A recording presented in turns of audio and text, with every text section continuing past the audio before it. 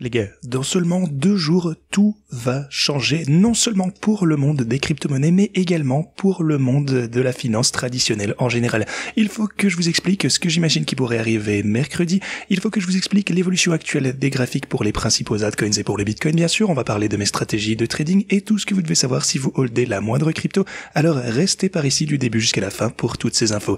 Bienvenue à tous, je m'appelle Maxime et je vous apporte chaque jour des nouvelles vidéos en français sur les crypto-monnaies en vous apprenant comment vous faire de l'argent sur ce marché. Si vous êtes nouveau sur cette chaîne, alors soyez sûr de vous abonner et d'activer la cloche dès maintenant.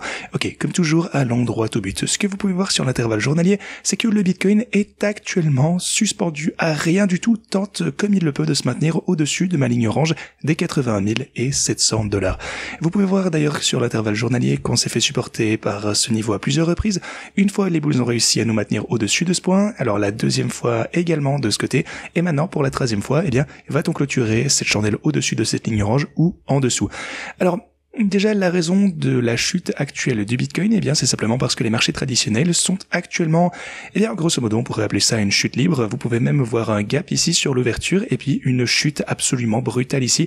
Donc, on essaie de se faire supporter de ce côté. Il en va de même pour les autres marchés traditionnels. Ici, 5560. Alors, on va un petit peu aborder certaines des raisons de cette fameuse chute sur les marchés traditionnels. Mais tout d'abord, j'aimerais vous parler de quelques points clés que j'ai abordés au cours des quelques dernières vidéos. Par exemple, dans cette vidéo, je vous ai expliqué que durant le week-end, donc les dernières 48 heures, ou plutôt en fait durant les 48 heures dans lesquelles on se trouve actuellement, eh bien j'observais 2 scénarios différents. Premièrement, j'aurais voulu analyser l'ouverture des marchés traditionnels et j'aurais pensé que ceci entraînerait également une chute ou une hausse du Bitcoin. Là, pour le coup, on a déjà la réponse, on a effectivement chuté et le Bitcoin a chuté lui aussi.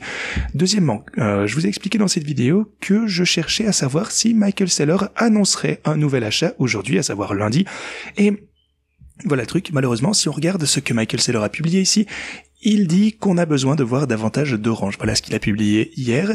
Et ceci, eh bien, le conduit généralement à annoncer un achat déjà effectué lundi. Alors, s'il annonce avoir déjà utilisé la totalité de ses 700 millions de dollars pour acheter du Bitcoin avec cet argent, alors je pense que le marché va avoir une réaction largement négative et on pourrait probablement observer une nouvelle période de chute pour le Bitcoin, peut-être même pour venir toucher les 76. Qui sait, je n'exclus pas cette hypothèse parce qu'il s'agit du précédent creux local. Donc, en fonction de ce qui se passe aujourd'hui avec l'annonce potentielle d'un achat de Michael Saylor, et aussi, si les marchés traditionnels continuent, surtout en fait qu'ils perdent ce niveau des 5560, alors je m'attends à ce qu'il soit assez probable qu'on revisite les 76 000 $. Mais ça par contre, c'est un support vraiment important, les bulls font vraiment tout leur possible pour nous maintenir au-dessus de ce point. Ceci dit, maintenant parlons un petit peu de l'Ethereum, vous pouvez constater eh bien qu'il toujours est en chute libre actuellement, en fait on a même rechuté jusqu'aux 1769 $. Là pour le coup c'est sur l'exchange Bitfinex, ça peut varier un petit peu. Alors on essaye de rester au-dessus de cette chandelle journalière actuellement, on est en dessous pour le coup mais on a un support à 1807 et le support suivant ce sera 1764. Voyons donc où cette chandelle va pouvoir se clôturer. Alors concernant les waves de l'Ethereum dont je vous ai parlé hier, eh bien elles ne se sont pas encore faites liquider, vous pouvez voir que la position est toujours ouverte.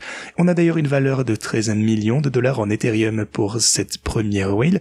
La deuxième pour le coup, encore une fois, est très dangereusement proche de se faire liquider, donc c'est juste une situation absolument brutale ici. Je vous tiendrai toujours au courant à ce sujet bien entendu, mais ces whales sont en train de vivre une période extrêmement dangereuse et sûrement très stressante aussi. Elles sont tout au bord de la liquidation et ceci bien entendu exerce également une pression de vente sur l'Ethereum compte tenu de l'incertitude qui entoure ces whales, mais jusqu'à présent elles ne sont pas encore liquidées. Voyons donc si elles peuvent ajouter davantage de marge, mais je vous tiendrai au courant à ce sujet. Pour Solana, rien de nouveau de ce côté, on est toujours au-dessus du support des 120, Doge également, Cardano est en baisse, XRP, eh bien tout est en train de chuter grosso modo actuellement, les marchés traditionnels aussi, et mes stratégies de trading bien entendu avec les pullbacks que vous voyez actuellement, eh bien ça contribue également à ces pertes, même si mes bots short de protection ici pour le coup eh bien se portent plutôt bien en raison de tout ceci. Les stratégies short auxquelles j'ai ajouté une allocation de 20%, eh bien se portent plutôt pas mal. Regardez ça, ma stratégie short pour le Bitcoin a déjà gagné près de 42 000 $, dans 35 ici du côté de l'Ethereum, 17 au niveau de Solana et 13 pour Doge également. Donc au minimum avec ces fluctuations, mes stratégies short sont rentables et eh bien la prochaine fois qu'on verra une période de hausse, alors on se retrouvera dans une bien meilleure position grâce à ces protections en bot de trading. Alors pourquoi est-ce qu'on observe un pullback sur les marchés traditionnels? En fait, grosso modo, les marchés en général pour le monde entier. Eh bien, dans 2 jours, c'est vraiment le jour de la libération, comme l'a déclaré Trump. C'est vraiment à ce moment-là que tous les droits de douane pour plus de 25 pays vont finalement entrer en vigueur. Ça va affecter 1500 milliards de dollars d'importation d'ici fin avril. Alors ça, pour le coup, c'était pas le seul problème. Donald Trump a tenu des propos un petit peu différents hier et qui devraient se poursuivre jusqu'à mercredi. Et c'était pas non plus prometteur pour être honnête. Alors voilà ce qu'il a déclaré. Le président Trump a déclaré que les droits de douane commenceraient cette semaine pour tous les pays et on verra bien ce qui va pouvoir se passer. Il a également déclaré que Trump envisageait des droits de douane plus larges et plus élevés. Et ça, vous vous en doutez, ça a largement déplu au marché. De plus, il est visiblement en colère contre Poutine actuellement, donc il n'est pas satisfait de la gestion de Poutine visiblement, et les 2 parties commencent à se disputer ici. Et oui, ça d'ailleurs c'est assez dingue quand vous y pensez, mais Trump affirme que quiconque achète du pétrole russe se verra imposer des droits de douane supplémentaires de 25 à 50% sur tous les produits aux États-Unis. Est-ce que vous imaginez juste cette menace? Et voilà, il veut un accord sur la situation en Ukraine, mais voilà, il penche visiblement du côté de Zelensky, d'un côté il penche du côté de Poutine, le marché ne sait pas trop comment interpréter ceci. Il a également fait des commentaires au sujet de l'Iran. S'ils ne parviennent pas à un accord, il y aura des bombardements, et des bombardements d'une ampleur inédite. Donc, visiblement, il est également en train de menacer l'Iran, et en plus, cerise sur le gâteau, il a déclaré une nouvelle chose que certaines personnes n'apprécient pas du tout, et c'est qu'il n'exclut pas la possibilité de tenter d'exercer un 3e mandat. Il affirme qu'il existe des moyens d'y parvenir. Alors pour le coup, si vous ne le saviez pas, les États-Unis, donc les présidents, ne peuvent pas exercer plus que 2 mandats, c'est contraire à la Constitution, comme c'est dit également au 22e amendement.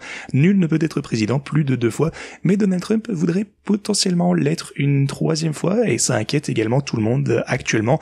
Est-ce qu'il va devenir un dictateur? En fait, qu'est-ce qu'il veut dire par là, vu que techniquement il n'a juste pas le droit?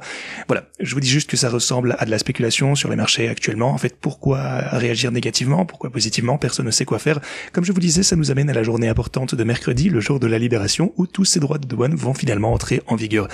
Et eh bien, soyez certains que ce ne sera pas la dernière information qui sera communiquée.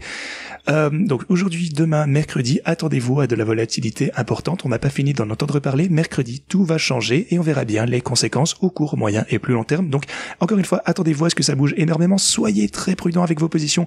Assurez-vous toujours d'avoir une marge suffisante pour éviter toute liquidation. Si vous pensez qu'on va assister à un énorme pullback et que vous n'êtes pas préparé, eh bien, agissez en conséquence. Ceci dit, les gars, c'est tout ce que je veux pour vous aujourd'hui. Merci beaucoup d'avoir regardé cette vidéo et moi, je vous dis à la prochaine.